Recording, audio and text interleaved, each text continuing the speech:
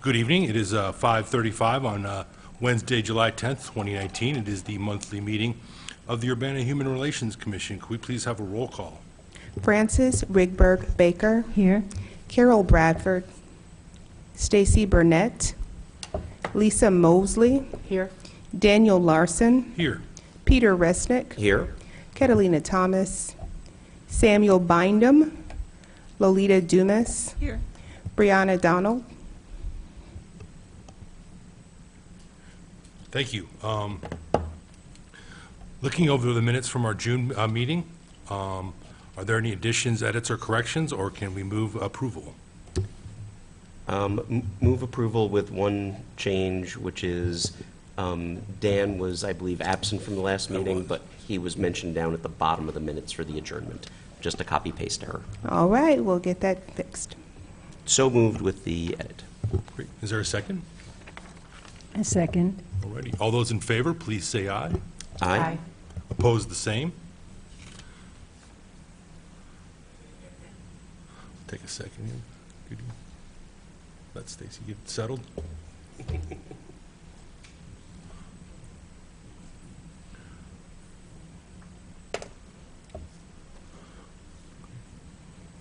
Just taking a second here. Ready? Looking over tonight's agenda, are there any additions, edits, or corrections to be made? Or if not, is there a motion to approve, please?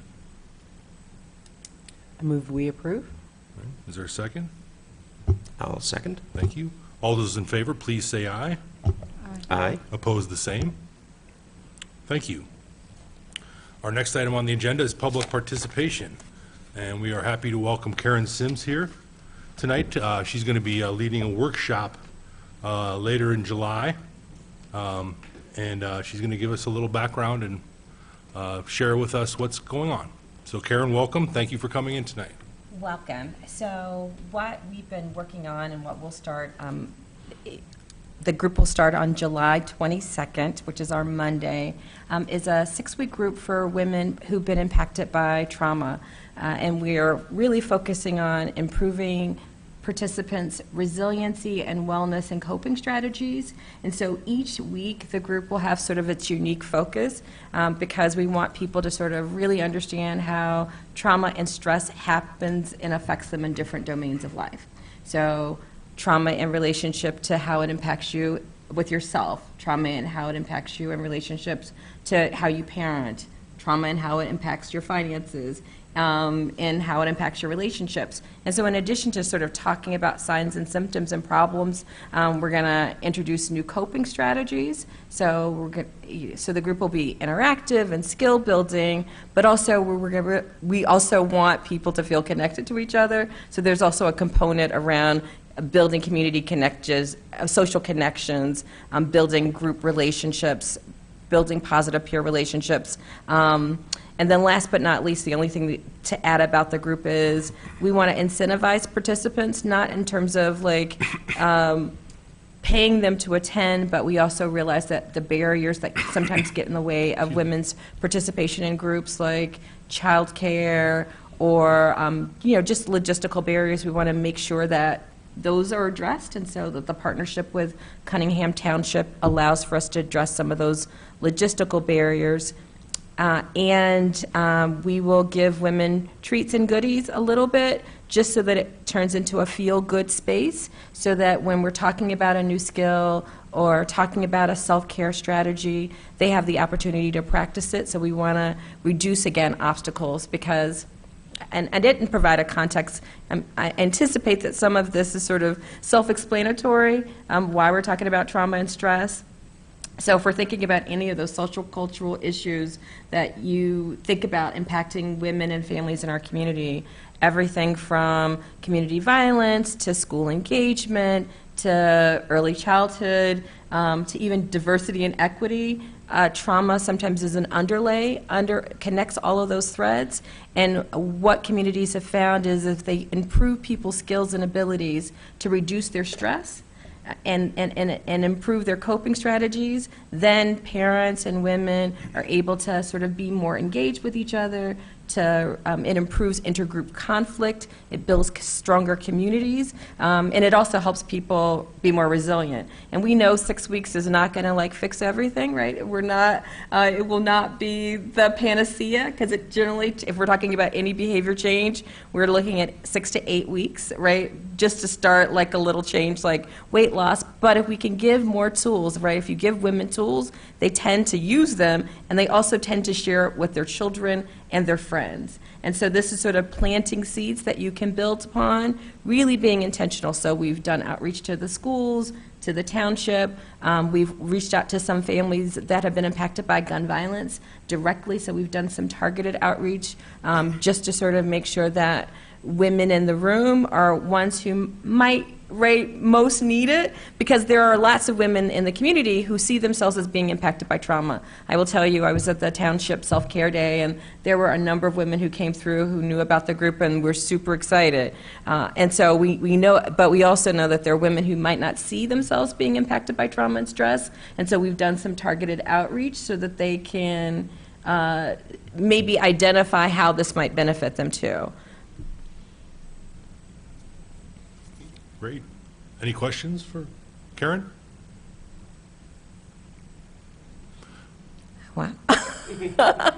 And we will do some assessments, so we'll do, and I hate that word, right? So assessment means, right, for lay folks, we're going to sort of, when you start off, how do you feel about yourself? How is your self-care? How are your stressors? And at the end of the group, we're going to say kind of, are there improvements? And we're going to communicate, right? Change happens over time. So we might not have people go from high stress level of 10 to low stress level of 0, but we would expect, right, with some supports in place, using the skills, that we can get people down to maybe 8s or 7s. If you start off at 10, if we can get you to an 8, that's a significant measure of change, and that you can continue to build upon, right, if you continue to use the skills. So we will be doing some pre and post measurements to look at change over time.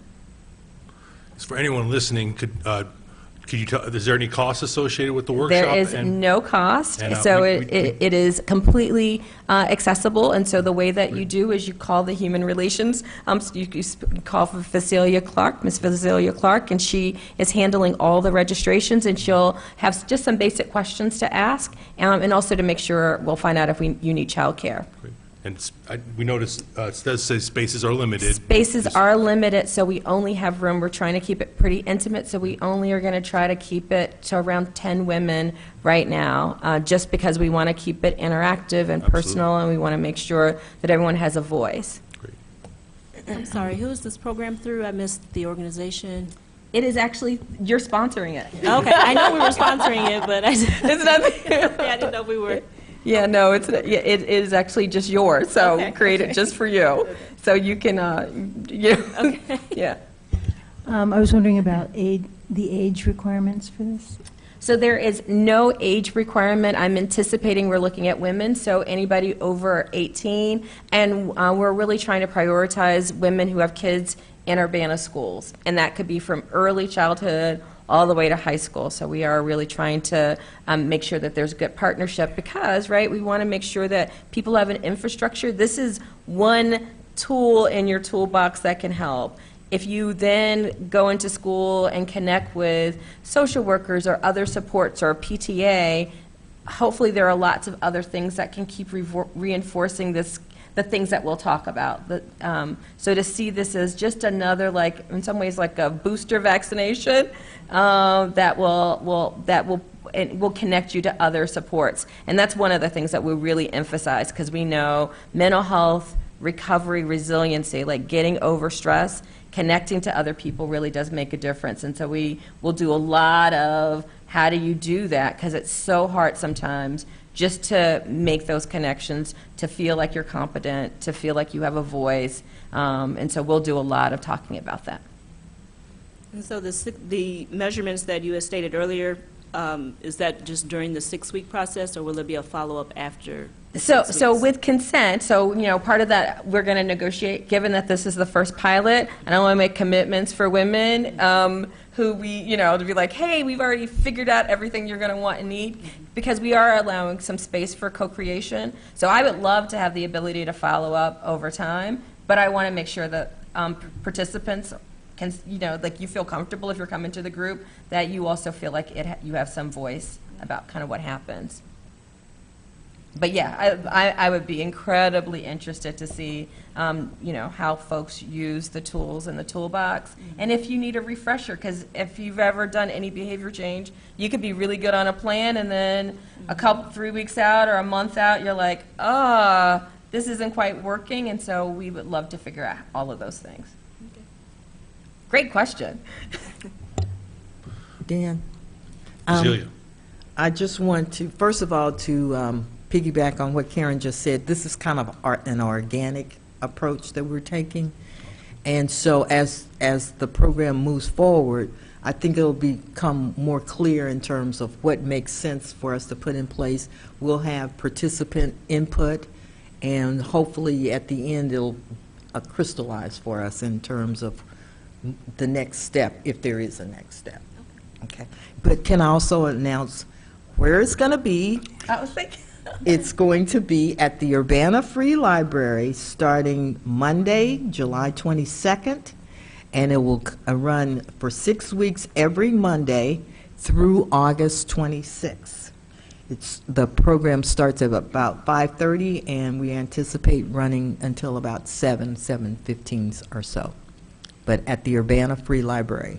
And we have a dedicated room on the first floor where we'll have the workshops. Well, we will have light refreshments Yes. too, so that we realize that's dinner hour. Other questions? Well, thank you so much Thank for you so coming much. in. We'd love to extend an invitation for you to come back in the fall at one of our meetings and share with us your thoughts on the experience and where we go next. I would love that, and we're going to do some art-based things, so I probably will have some show and Whatever you tell. can, whatever you can share. Okay, Certainly, thank it's you. a private situation, but yeah, whatever you can share, we'd love to hear about the experience Thank for you you so and much. the participants. So thank you for coming in, Karen. And Vasilia, do you have online copies of the announcement so that we could email to friends who might be interested? Right. Yes, I do have it electronic. I mean, I can always scan it and then send it, but it seems like it And would be we good. can get that on the website as well. People will That'd be be able to go perfect, to and the then we could just point HRC people link to to it. be able to get to the information. Thank you. All right, good night. All righty, moving on. We have no old business, but we do have some new business. I'll just quickly state that I've certainly loved, first off, I'm not going anywhere. I talked to the mayor last month, and I'm staying on, but Peter and I talked probably 3-4 months ago, and this is long overdue, but I think it's time maybe we shift up. Not that I'm some exalted leader, but just, we're all even, whatever. But I think it's time let's mix it up. So we thought it might be time for Peter and I to step down from our roles as chair and vice chair, but certainly we're not going anywhere as commissioners. But so Vasilia, I believe, sent us out an email maybe about 10 days ago, kind of outlining a proposed process for how we might elect those 2 new positions to the commission. If you had a chance to look over that, we wanted to discuss that tonight and then approve of an actual selection process that we're going to take up in September and a vote. So the process was pretty straightforward. Just anyone interested, we would just love if you could take a few minutes to reflect on your experience on the commission so far and where you'd like to take it into the future. So maybe write a paragraph, 2 at the most. We don't, we're all busy. Please don't have to kill yourself over a long dissertation. Thank you. A text. Just a few thoughts on Well, hey, whatever, it's pretty wide open, just, where you want to go. You'd submit those to Vasilia. I think the deadline was the 23rd, maybe? Sorry, August 23rd, that's a Friday. And then she will circulate that to the rest of us so we can read them in advance of our September meeting, and then we're going to hold a vote. I don't mean to be quick with it, was that a pretty fair? That was a pretty fair summary. Okay. But please keep in mind that that was just a suggestion. But And you guys can revise it any way you like. It was just a jump-off point for discussion. sadly, I've been here, I don't remember how we did it when when I took over for Marion, so You volunteered. I think I volunteered, but, With a lot of support. yes.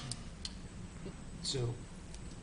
Peter? And given that I'm not going to stand for either of these positions, this is just by way of, and I mentioned this to Vasilia, if there is one change that I thought might be possible, I was willing last time to be considered for vice chair, and no way on earth was I willing to be considered for chair. The way we've got it set up is most votes, second most votes. So if folks think that they might be willing to put their name in for vice chair but would not be willing to be considered for chair, maybe we should at least have that as a possibility, as opposed to you got to put your name in for chair, and if we all vote for you, well, you're stuck with it.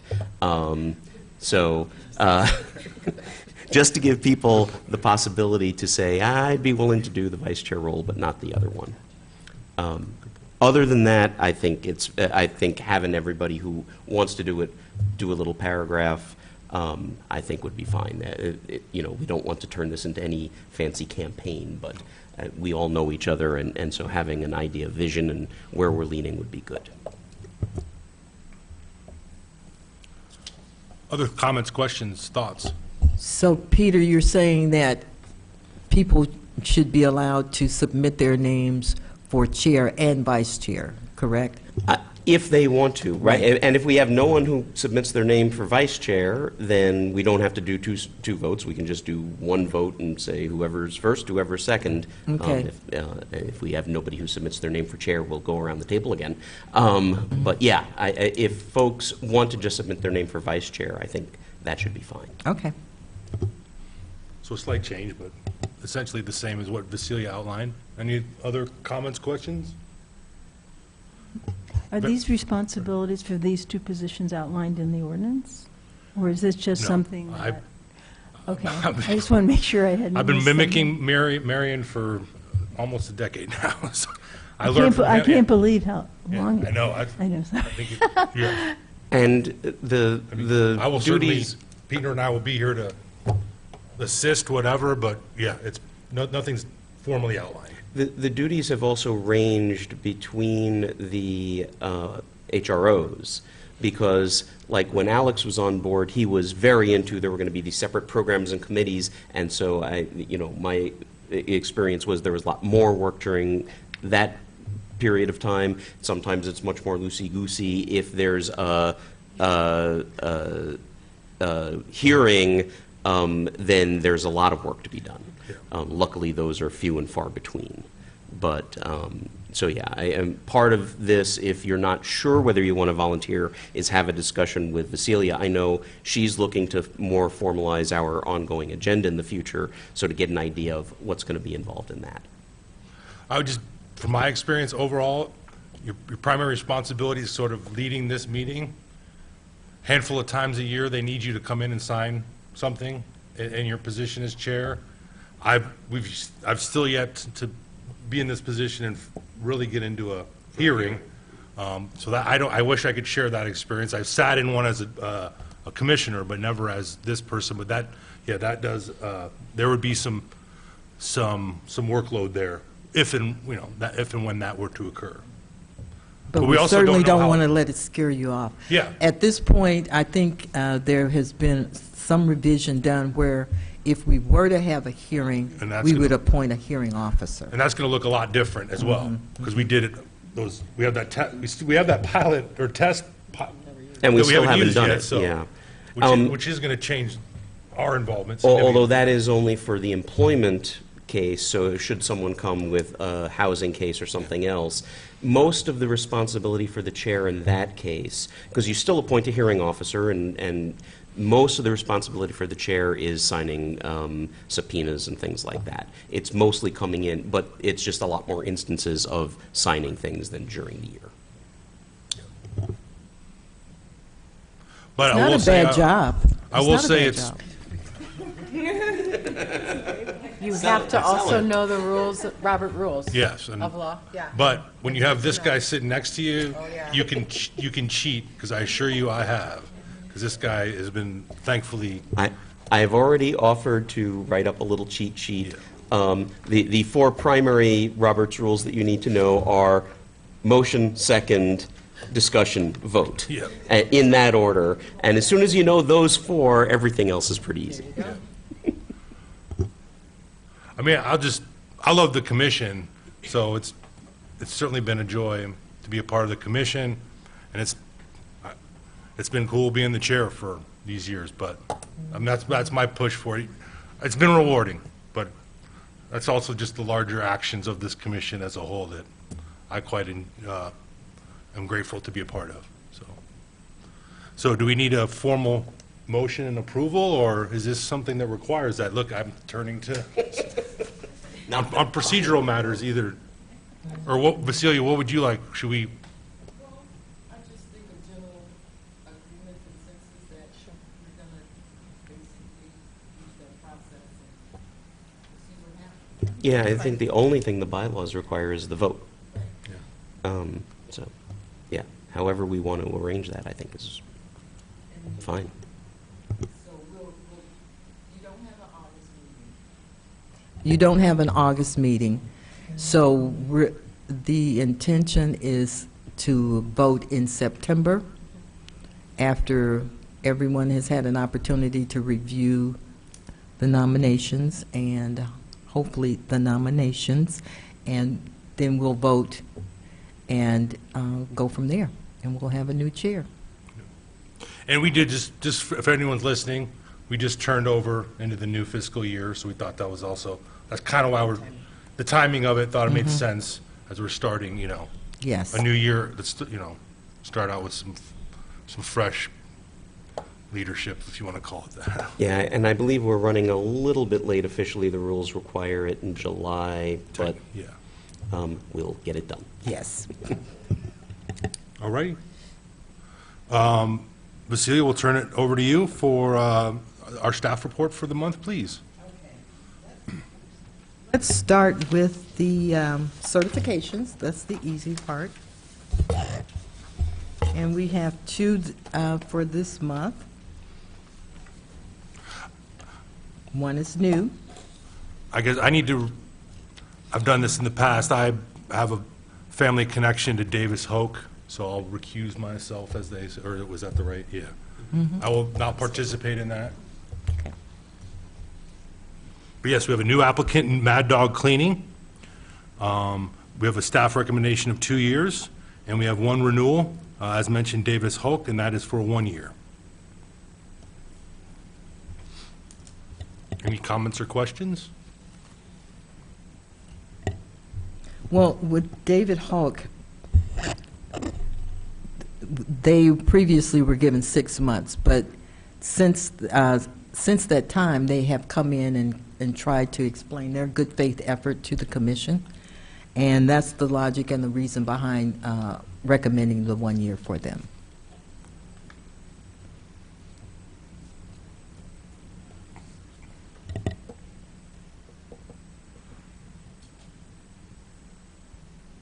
Peter, do you?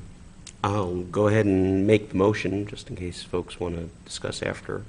I move that we approve Mad Dog Cleaning 2 LLC for 2 years and Davis Hoke for 1 year. Is there a second? I'll second that. Thank you, Fran. Discussion? Any additional questions or comments, concerns? So can you explain the 1 year, given that the population went up, they had a reasonable amount of churn, and the numbers got worse? Are we assuming, when did Davis Hoke come in? which group, I'm trying to remember who this was. Who did we talk to? This wasn't the two people who came in month before last, or last month. That was not them. That was not them, I know. And do we know, was this another union labor situation? They're a union shop. Given that, and given that our previous discussion, I mean, we need to get to the union issue at some point, but then I'm comfortable with the 1 year until we start digging into it. All right. Any final comments or questions, or? All right. All those in favor of the motion on the floor, please say aye. Aye. Opposed, the same? All right, thank you. Vasilia, back to you.